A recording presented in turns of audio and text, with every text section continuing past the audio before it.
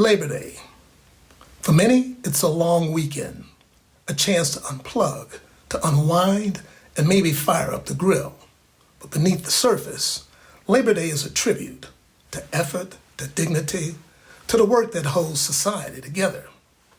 Hello, I'm Ray Cusco, and today we want to explore a different kind of labor. Not the kind that earns a paycheck, but the kind that builds relationships. When we hear the word labor, we think of jobs, industries, unions, associations, and rightfully so. But there's another kind of labor that's just as vital. Emotional labor. It's the invisible work we do to care for others, to maintain harmony, to show up when it's really hard. This labor doesn't come with a salary. There's no time clock, no annual review, no paid leave, and none of the perks valued employees may receive. But emotional labor is the glue in our relationships. It's the effort behind the scenes, remembering birthdays, resolving conflicts, or being the emotional anchor in someone's life. And here's the thing. Emotional labor is often gendered, often invisible, and often undervalued. But when it's missing, we feel it. And when it's present, it quietly changes everything.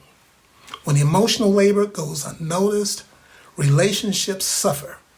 People feel unappreciated, taken for granted, or burned out. And burnout doesn't just happen at work.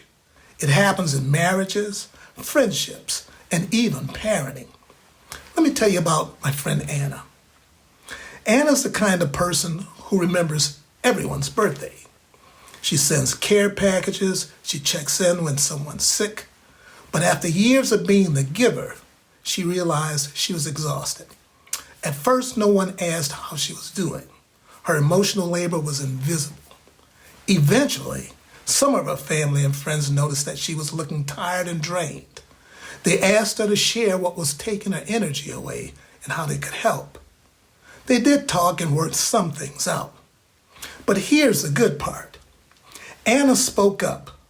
She told her family and friends she was feeling drained, and to her surprise, they listened. They started checking in on her, planning get-togethers without her having to organize them, and even sending her little notes of encouragement. Over time, Anna suddenly felt the weight lift off her shoulders. She began to feel less stress. The same care she'd poured into others began flowing back to her. And that's the thing. When we recognize emotional labor and share it, relationships don't just survive, they thrive. Anna's story isn't rare. It's a reminder that we all have the power to make someone feel valued. And it doesn't take grand gestures or lots of money. It just takes consistent, intentional acts of kindness. So if you're wondering how to start doing that in your own relationships, I've got 5 simple but powerful ways to help you. Number 1, say thank you specifically. Generic gratitude is nice, but specific appreciation is better. Instead of saying thanks for everything, try saying thank you for always checking in when I'm feeling overwhelmed. It makes me feel seen. Now that kind of acknowledgement stays with the heart. Number 2, share the load. If someone's always the planner, the peacemaker, and they're the emotional support, offer to take on some of that role. Ask, how can I support you this week? Even small gestures matter. Number 3, celebrate the quiet contributions. This weekend, spotlight someone whose emotional labor often goes unseen. Write them a note, make them lunch, let them know they're valued. You might be surprised how much it means to them. Number 4, learn their love language. Not everyone feels appreciated in the same way.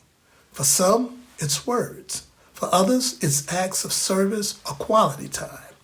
Paying attention to how someone best receives care makes your effort land exactly where it's needed.